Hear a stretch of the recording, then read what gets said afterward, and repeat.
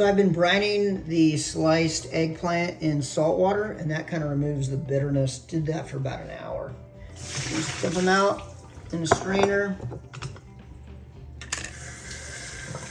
and just kind of rinse them off a little bit. You're going to be adding salt to the recipe, so you don't want to get any of that salt that was used in the brine. That's it. So most of my food's already prepped. I'm not gonna go through all of that, but I'm gonna show you just how to do garlic real quick. I already broke these into different cloves. I'm gonna cut off just the butt end, smash them with my knife, and that breaks the peel, makes them come off real easy. Now the press that I'm using is a Xylus, and they say that you don't need to peel them, you just throw them right in there. Old habits die hard. I've always peeled my garlic before I put it in a garlic press or chop it up. Okay, you can usually do about 3 or 4 medium to small sized pieces of garlic. There it is. It comes with this little red cleaner device. Throw them in there. I mean, it's a garlic press. This isn't super cosmic. Okay. Beep. And there's my garlic for the recipe. And if you don't want to use the cleaner, you can actually just run this under kind of a higher pressure sink faucet, and it'll blast it right out of there. So anyway, that's your garlic lesson for today. Okay, so here's another step I'm just going to show you. We're making this Romesco sauce, so it's thickened with almonds, about half a cup in there. And I'm just going to grind them up. And this is just an old Cuisinart spice grinder. Big fan of Cuisinart. Shake it around. It's pretty moist, so they can kind of turn into dough a little bit. Check it out. Let's see what that looks like. That's beautiful, huh? A little bit thick, and those will cook down in our sauce. That easy. This will be so good. So I'm a fan of arrabbiata sauces, which basically just means spicy. So I'm gonna add some hot Italian sausage. Just a little bit of olive oil to my preheated pan. Here's my Italian sausage. I'm just gonna put it up into little balls. Kids will love this. It's a little bit of sarcasm. They can always pick them out. So we're going to cook these, take them out of the pan, leave that oil in there from the sausage and the grease, and then we'll do our onions and the rest of the ingredients for the Romesco.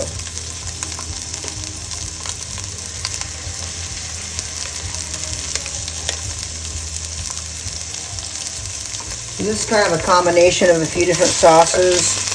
A Romesco is basically a tomato-based pasta sauce that is thickened with ground nuts or seeds. I'm using almonds today. That's my favorite. And they're doing arrabbiata, which makes it a little bit spicy. We'll also add some capers. It's going to be obviously eggplant Parmigiana, which is going to be any protein, chicken, could be pork. Finish off with Parmesan and a red sauce. We'll keep these going for a little while.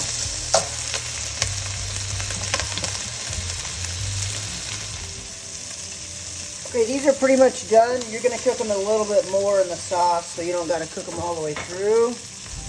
Take those off just with some paper towel. Quite a bit of grease in there. We don't need that in our sauce. Okay, we've taken the Italian sausage out of the pan, heated it up, add our onions. We'll add our garlic here in a minute, but we don't want to overcook the garlic. You can burn it pretty easily. So we'll get our onions going first. You notice I'm kind of cooking on a electric hot plate. A little bit of a kitchen remodel going on right now, but pretty soon I'll have a nice new stove and oven to work with.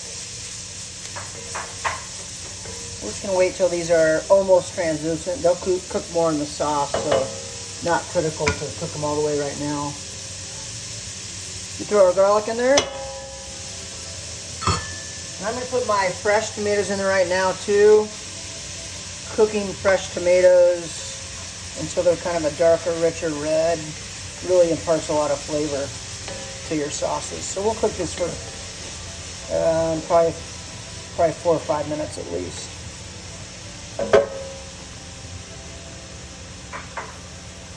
Next we have some stewed tomatoes, some fresh cut up basil, balsamic, tomato paste, capers, and the magic ingredient, anchovies. Careful with those, I'm only using about 4 little ones. They're pretty potent. Kind of like fish sauce in Thai cooking. Okay, we'll let this cook down for 3 or 4 minutes. Okay, we've in our tomatoes and our onions and our garlic to cook down for a little while. Now we're just going to add the rest of our stewed tomatoes. There's a little bit of a dried oregano in there. You could use fresh, obviously it would be a bit more bright with more pop. I do have fresh basil from the garden. Throw some of that in there.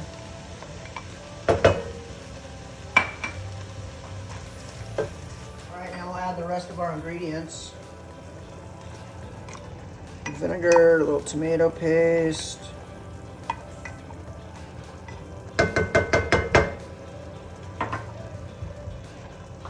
capers,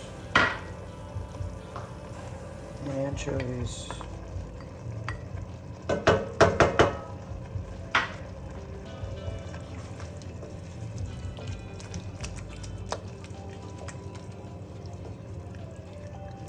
This is going to be a super rich sauce. It's going to be cut by the crispy breadcrumbs that are on the eggplant. We'll also have a little bit of spicy sausage to go in there. And also the ground almonds. So let's get the almonds in here now. It's probably half cup, 3/4 of a cup. I'm a big fan, so I don't think you can have too much. Obviously, you don't want to make it into a dough. You might end up cutting this with some chicken stock or beef stock. Let's see how it goes. Yeah, it looks pretty thick. And actually, I think I'm just going to use water. There's a lot going in on this sauce, so you know, overpower it with more richness of stock. Half a cup of water. It's just kind of a judgment call. What kind of consistency do you want in your sauce?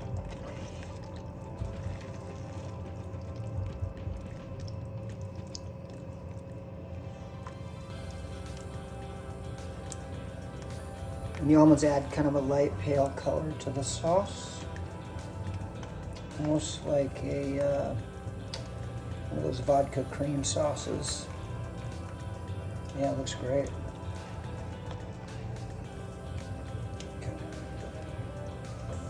Let that cook for maybe 10 or 15 minutes. I'm going to put a lid on there because we're about to start bubbling. So instead of frying the eggplant in olive oil, which tends to absorb a lot of oil and make them pretty wet, I just dipped them in a quick egg bath with some breadcrumbs. And these are actually cornflake crumbs.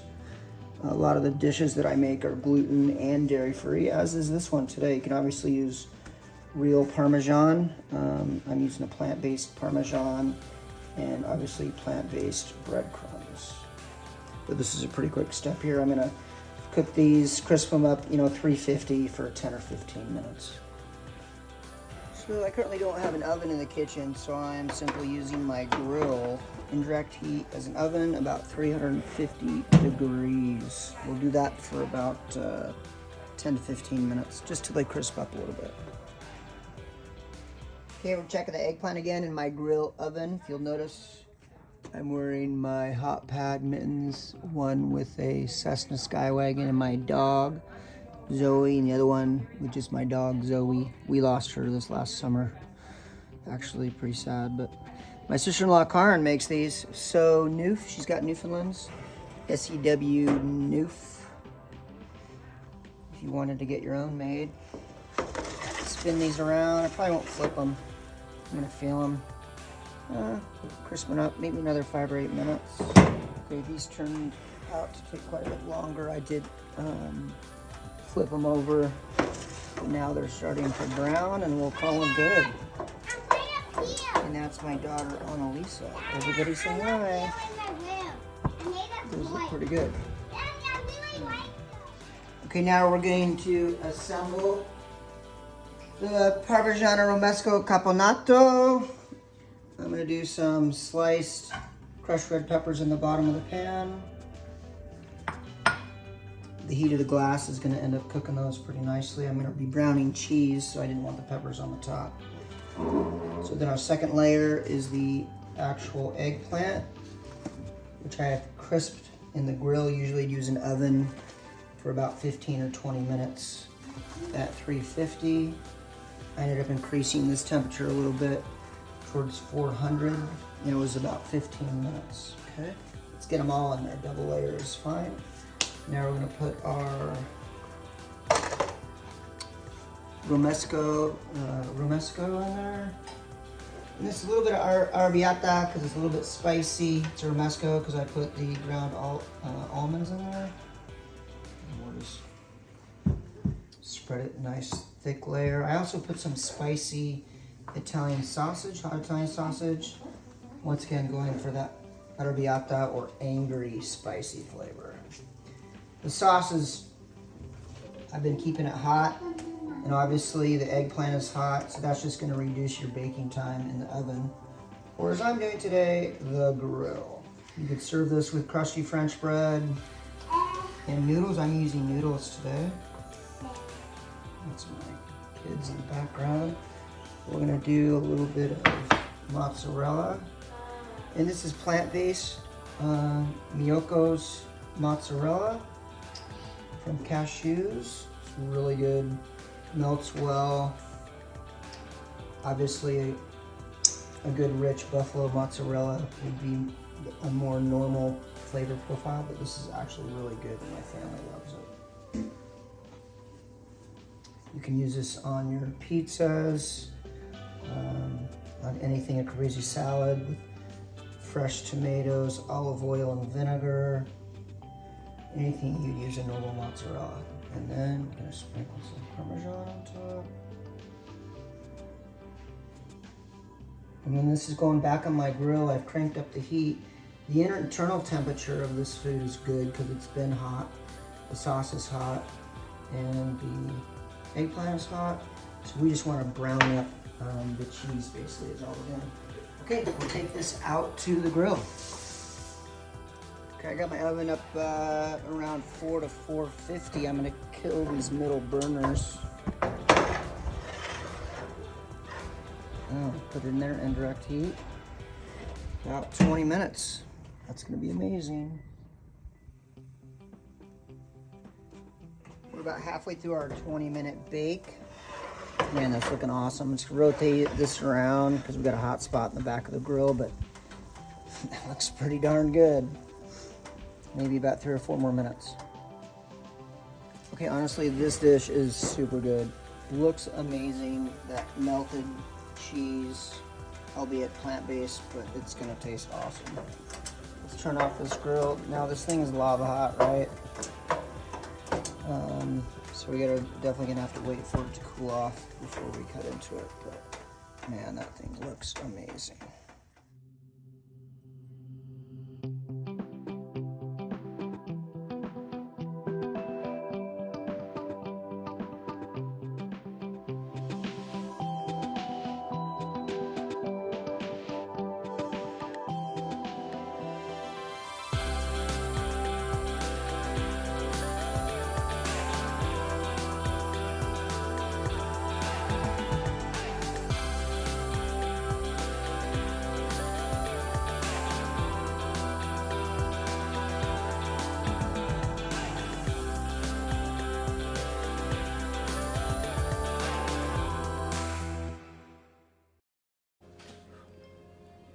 So tender eggplant, melted in lightly browned mozzarella,